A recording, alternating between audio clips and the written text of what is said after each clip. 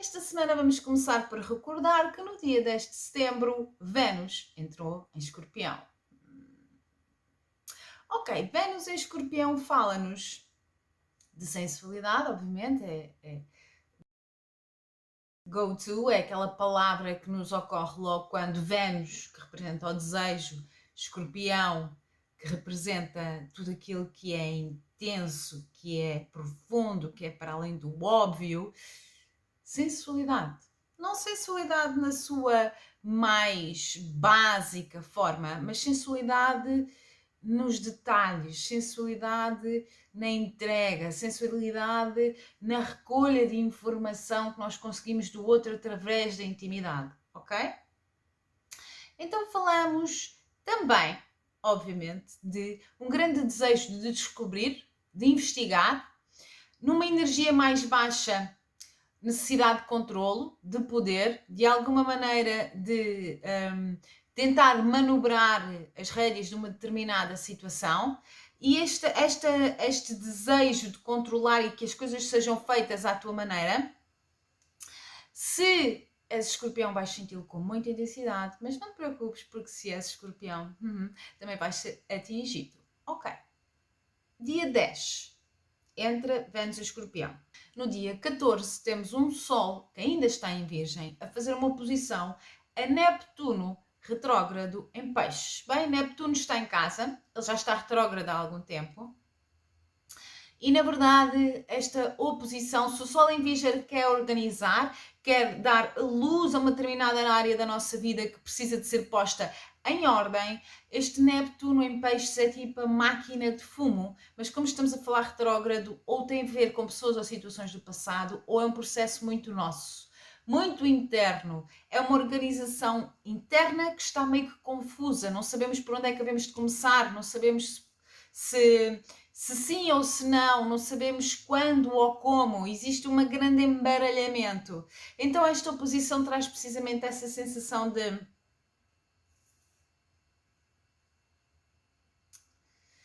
detalhes da tua vida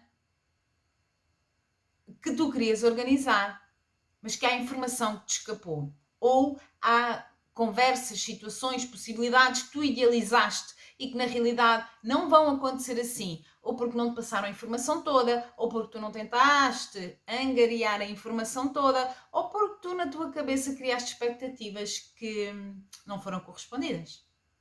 Passando agora, dia 15 de setembro. Dia 15 de setembro, Marte entra em Libra. Ok?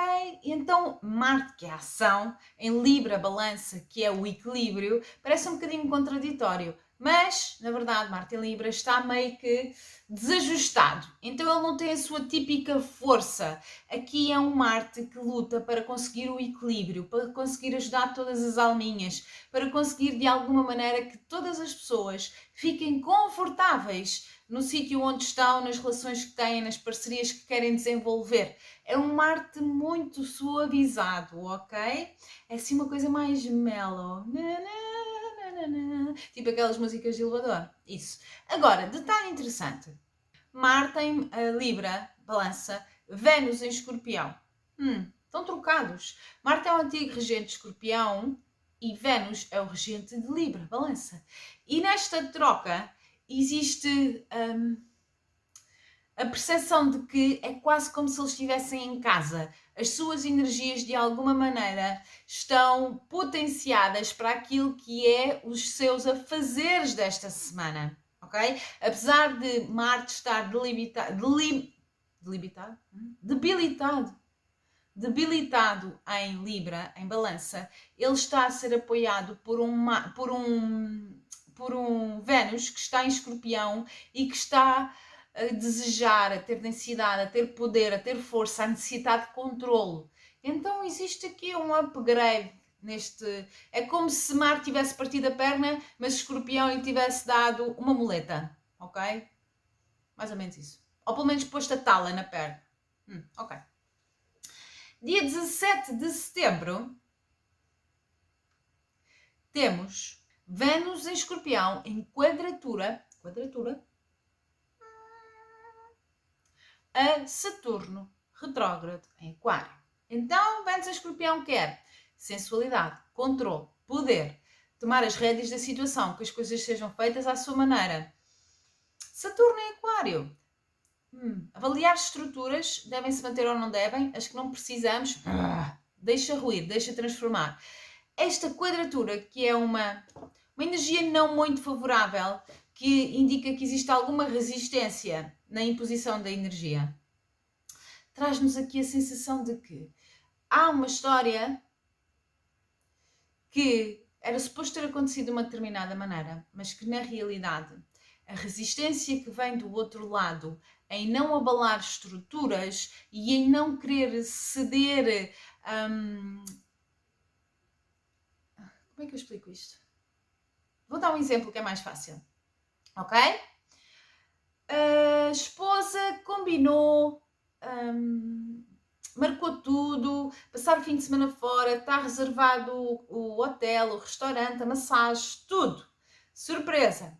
Falou com o esposo. Não, sabes que eu não gosto de sair, eu acho que isso é uma estupidez, gastar dinheiro nessas coisas. Percebem a ideia? Existe um plano que estava delineado, que na realidade não foi partilhado, portanto, a história do controle e do poder, e chega, bate numa parede que diz, não, essa estrutura que tu estás a pedir para eu abalar, eu sair da minha zona de segurança para fazer uma coisa que tu queres, mas que eu não apetece, não vai acontecer. É este género de energia, ok? Portanto, falamos de uma semana que nós vamos sentir alguma oscilação de energia, porque temos conversas, histórias, factos na nossa cabeça de como é que a coisa se deve dar, mas vamos encontrar ou falta de informação ou paredes que bloqueiam para que a coisa aconteça como era suposto, e ao mesmo tempo temos uma necessidade de poder, querendo amenizar relações e parcerias, ok? É esta a nossa semana. Já sabem se querem uma mini leitura no fim da previsão semanal, #lê para mim. Beijo, até já! Hello! Sejam bem-vindos. Vamos à parte do vídeo em que falamos sobre a astrologia específica para o teu signo, enquanto tiramos as cartas para a leitura de tarot. Falamos numa semana em que tens um desejo maior de te divertires, ok? Em que tens um desejo maior de te voltar a apaixonar, em que tens um desejo maior de ter filhos ou de estar com filhos, em que tens um desejo maior de pôr em prática um plano criativo que tu tens. Existe uma fase boa na tua vida em que tu percebes que todas as dores e os pesos que tens sentido nos últimos tempos, essas responsabilidades, esses precalços que têm acontecido, essas reviravoltas da vida, te fazem não sentido, não te vou dizer que fazem sentido já, mas vou-te dizer que consegues começar finalmente a manter uma distância dessas dores e a desejares ser mais feliz, a desejares que a vida seja mais leve, a desejares que de alguma maneira exista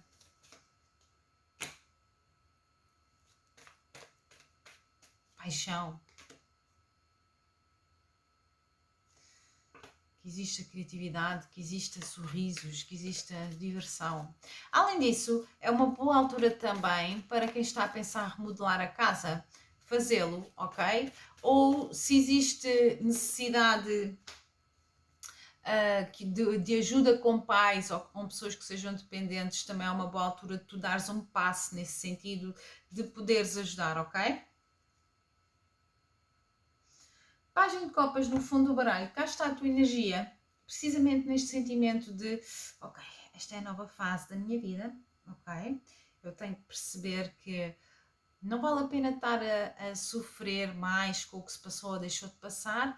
Eu vou abraçar esta fase, ok? Eu vou baixar os filtros, eu vou baixar a defesa e vou começar esta nova fase pouquinho a pouquinho, mas vou começá-la.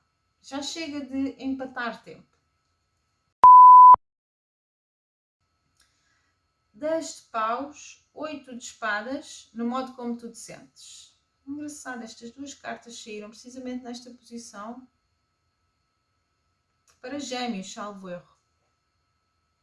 Estás a lidar com alguém de Gêmeos ou tens Gêmeos no teu mapa natal? Vai lá espreitar. Ok, falamos em teres que tomar uma ação, saberes que um ciclo chega ao fim, que tens que libertar esta responsabilidade ou este peso, mas não tendo a noção de o que está lá à frente, ok? Qual é que é a meta, digamos assim, não tendo a noção de a longo prazo o que é que será melhor, ficas imóvel, não tomas decisão, não te mexes. Rei de espadas e 9 de ouros na questão pertinente desta semana traz-nos um grande foco naquilo que é a questão material da vida, ok? Tu sabes o que vales, existe reconhecimento daquilo que vales por uma hierarquia superior, por um pai, por um marido.